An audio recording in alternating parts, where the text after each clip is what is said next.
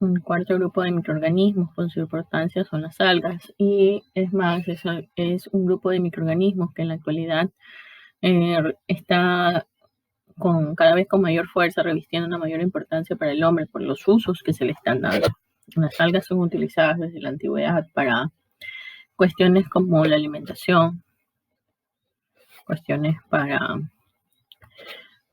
abonos de cultivos y demás, pero en la actualidad se están utilizando en procesos industriales, principalmente con fines energéticos. Hablamos de organismos unicelulares en algunos casos y hablamos de organismos multicelulares en algunos otros, puesto que no es correcto afirmar que son pluricelulares en función de que no llegan a estructurar niveles más altos de complejidad. Como conocemos, no llegan a estructurar tejidos de algún tipo de especialización, más no llegan a formar propiamente órganos y a su vez aparatos y sistemas, o algún otro nivel incluso más alto que ese. Entonces hablamos de que son multicelulares porque muchas células se agrupan, pero no llegan a estructurar estos niveles de complejidad ya mencionados.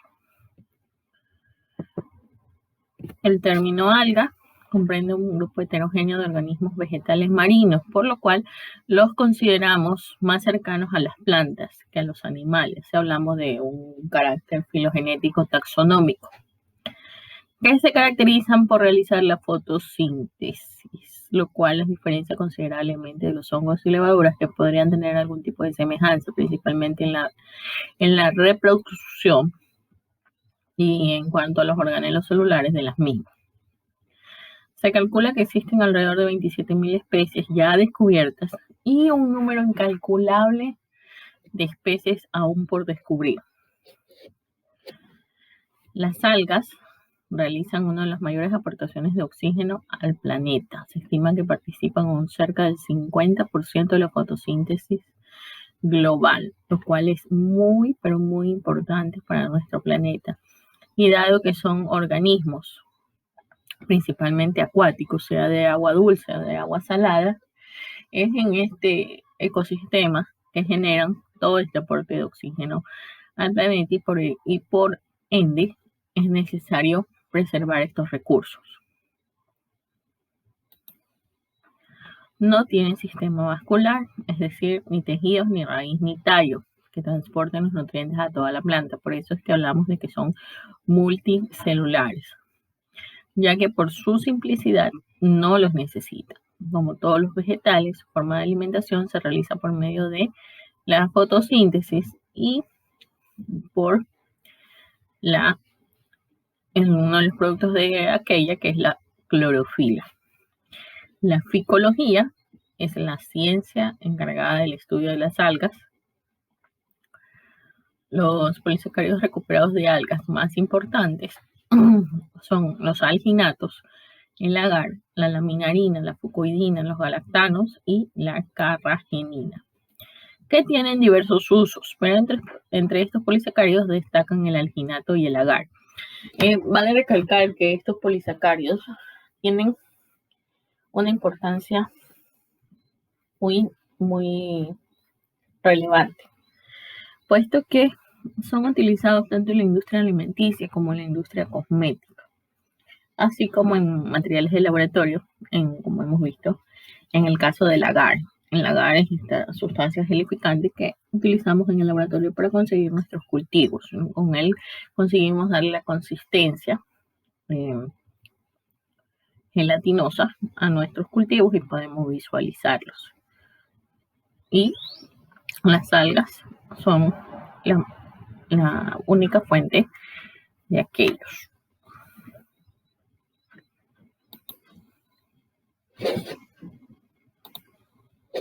Las formas de algas macroscópicas suelen fijarse en una superficie firme y crecen en abundancia como algas marinas en las zonas intermareales y submareales, a una profundidad de hasta 268 metros de profundidad.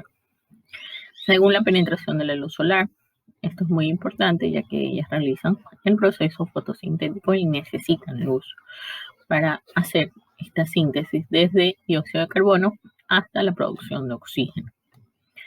También crecen sobre rocas que se encuentran en agua dulce estancada o corriente y por lo general se desprenden y forman el llamado verdín de las charcas, que no es más que una capa de, de, de algas sobre las superficies de los cuerpos de agua que causan daños a estos ecosistemas, ya que no permiten la penetración tanto de la luz como de los nutrientes y por lo cual se las considera indeseables. Esto se da principalmente en el llamado proceso de eutrofización de los cuerpos de agua, cuando por causa de un exceso de nutrientes, principalmente de nitrógeno y de fósforo, hay un crecimiento desmesurado de algas que luego, en este caso, llegan a perjudicar estos cuerpos de agua. Se clasifican en 11 grupos con categoría de división, según su taxonomía. Pero de ellos, para priorizar su estudio, se los ha clasificado principalmente por la presencia de pigmentos fotosintéticos. En base a estos pigmentos fotosintéticos, tenemos 5 grupos principales de algas. Y podría ser que le añadamos uno más, de los cuales vamos a hablar a continuación. El primer grupo son las cianofisias, o algas verde azuladas. Son organismos procariotas fotosintéticos que poseen clorofila. Están más próximos a otras bacterias fotosintéticas que a las algas eucariotas, por lo que también se les denomina cianobacterias, por esa conformación.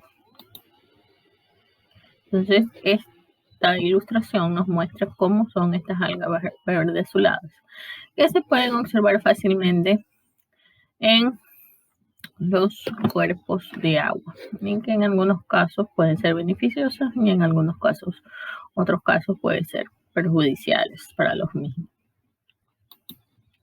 Entre ellas, las que tienen uso biotecnológico, destaca la espirulina, que se emplea como alimento por su alto contenido en proteínas, hasta el 70% de su peso seco. Muchos de estos organismos tienen capacidad de fijar nitrógeno al tener el sistema enzimático de la nitrogenasa.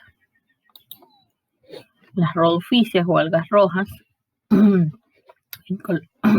me olvidé de mencionar, en el caso de las clorofisias de las cianobacterias, estas generalmente se presentan en cuerpos de agua dulce. En el caso de las rodofisias o algas rojas, estas se presentan principalmente en agua salada. El color pardo rojizo viene dado por la existencia de biliproteínas que contribuyen a enmascarar el color verde de la clorofila. Algunas son de gran belleza, como los tienen los cianofitos, carecen de clorofila B y tienen pigmentos especiales rojos y azules. La mayoría se caracteriza por la presencia de puntos de conexión entre sus células que resultan de una división celular incompleta.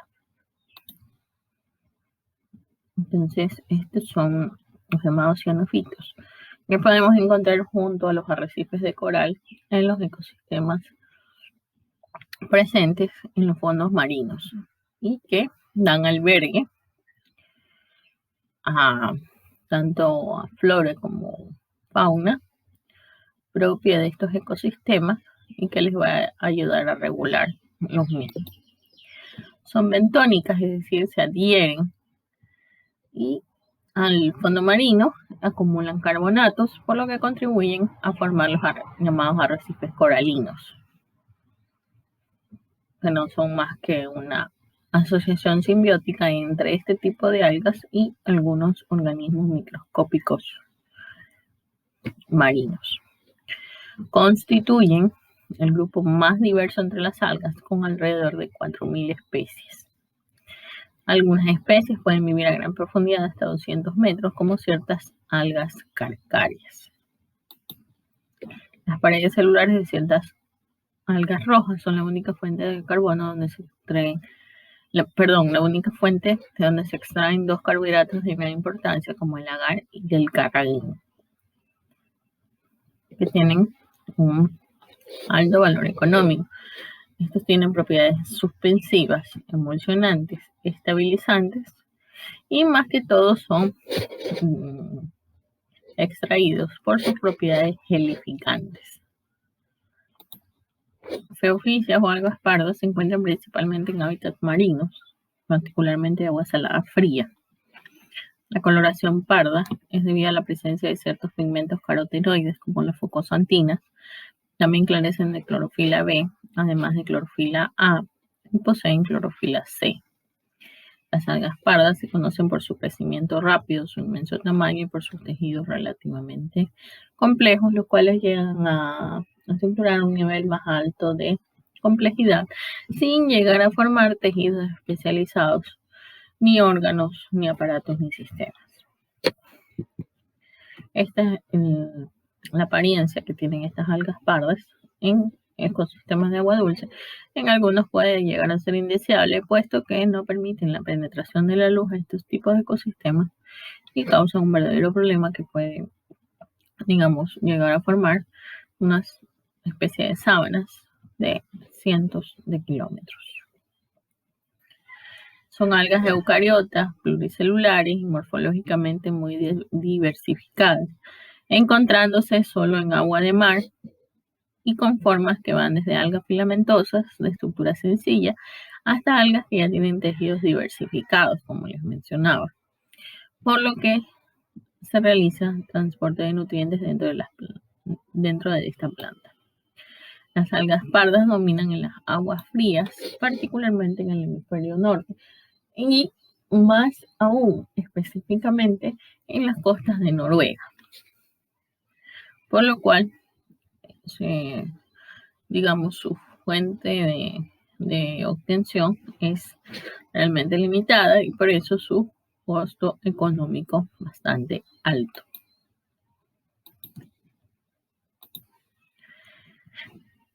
Las algas verdes se asemejan a las plantas superiores que no tienen clorofila A y B y tienen almidón como material de reserva y por eso se las considera filogenéticamente más cercanas a las plantas.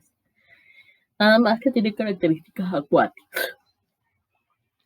La mayoría son unicelulares o coloniales, son el grupo más sencillo dentro de las algas, constituyen una parte importante del plancton de los hábitats de agua dulce, junto con los llamados arrecifes de coral. Estas son características de aguas dulces. Alrededor del 90%, no dejando de esperar su presencia también en hábitats de agua salada, pero particularmente a profundidades no tan altas. Las especies de agua dulce tienen una distribución cosmopolita, constituyen una fuente de alimentos para otros organismos acuáticos, además, y se los considera un importante eslabón en la cadena trófica de los ecosistemas de agua dulce y además contribuyen al aporte de oxígeno atmosférico. El quinto grupo que vamos a abordar son las diatomeas. Son organismos muy expandidos presentes en diversos hábitats, tanto acuáticos como terrestres, capaces de conservar una cierta humedad. Muchas especies son bénticas y se adhieren a rocas y otros sustratos. Son ampliamente utilizadas en el monitoreo biológico de ríos, lagos y lagunas, donde son utilizados como bioindicadores, al igual que los líquenes. Este tipo de algas son muy utilizadas a nivel industrial, principalmente en la industria cosmética. También se las suele utilizar como lechos filtrantes para la remoción de contaminantes en el agua principalmente. Los biotipos en función del tipo de configuración que puede tener los filamentos o los apéndices de las algas pueden ser el colonial, un coaxoide, cocoide, palmeloide, filamentoso o parenquimatoso. En cuanto a la función ecológica de las algas, es la producción primaria, como les habíamos dicho, un importante eslabón en la cadena trófica, tanto de hábitats de agua dulce como de agua salada. Son las principales de materia orgánica en el mar. De esta manera, la materia orgánica ingresa a las cadenas tróficas y se puede seguir cumpliendo este importante orden dentro de estos ecosistemas. Son responsables de la fotosíntesis en el mar, uno de los principales procesos fotosintéticos que nos dota de oxígeno a la atmósfera. Proveen albergue para una rica diversidad de organismos microscópicos, invertebrados y peces, principalmente en el caso de las algas rojas y las algas pardas, en conjunto con los arrecifes de coral. La presencia de algas en cuerpos de agua favorece la oxigenación y la salud del cuerpo de agua, porque hace un aporte importante de oxígeno. Aunque hay casos en que la proliferación de cierto tipo de algas, producto de un crecimiento desmesurado, al tener fuentes ilimitadas de nitrógeno y de fósforo, este crecimiento desmesurado provoca la muerte de otros organismos, puesto que no permite la penetración de la luz y la formación de nutrientes para los demás organismos acuáticos. Simbiosis, vale mencionar también, en el caso de los tipos de algas, que otro grupo que también presenta un grado considerable de importancia son el grupo de los dinoflagelados. Estos de las dinoflageladas tienen una similitud con ciertos parásitos presentes en los protozoos. Entonces, distintas algas aparecen formando notables simbiosis metabólicas, donde ambos organismos resultan beneficiados. Una de las más destacables son los líquenes. Son asociaciones simbióticas, como vimos en el caso de los hongos, entre alga y hongo, con capacidad fotosintetizadora conferida por el alga que se desarrolla en ambientes subaéreos. Hay dos grupos principales de algas implicadas en simbiosis liquénicas, las cianobacterias o algas verdes azuladas, y más comúnmente las algas verdes, porque estas presentan una mayor simplicidad. En cuanto a la simbiosis que establecen con animales, existen muchos ejemplos de animales acuáticos, microscópicos o submicroscópicos, que guardan algas unicelulares en sus tejidos superficiales, dentro de sus células o frente a ellas. Se llaman zooxantelas y zooclorelas. A estas algas, sean doradas o sean verdes. Muchas de ellas tienen capacidad bioluminiscente y, por ejemplo, se las puede observar en los ecosistemas acuáticos formando una luminiscencia realmente sorprendente. Los helechos acuáticos, como el género de los azolas, albergan en simbiosis en sus cavidades estomáticas cianobacterias, de las que aprovechan su capacidad para fijar nitrógeno mediante el sistema enzimático de la enzima nitrogenasa, un nutriente generalmente escaso si lo toman del aire. Uso de las algas, las aplicaciones cosméticas son las más conocidas y quizás una de las más antiguas.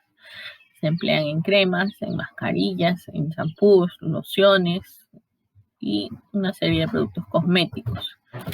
Pueden ser utilizadas para producir biocombustibles, bioetanol, biodiesel y metano, porque son una fuente importante de biomasa de fácil obtención. También son utilizados en la gastronomía, principalmente en los países orientales, como habíamos hablado en Japón, en China y en todos esos países orientales son bastante utilizadas.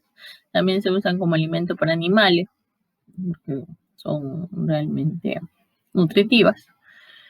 Y se las suele utilizar también en el campo agrícola como fertilizante de suelos. Entonces, actualmente en el campo de los biocombustibles, uno de los campos más prometedores en que se encuentran en el estudio de las algas. Les invito a, a revisar todo el material científico alrededor de este tipo de producción, que es uno de los campos más prometedores de las algas.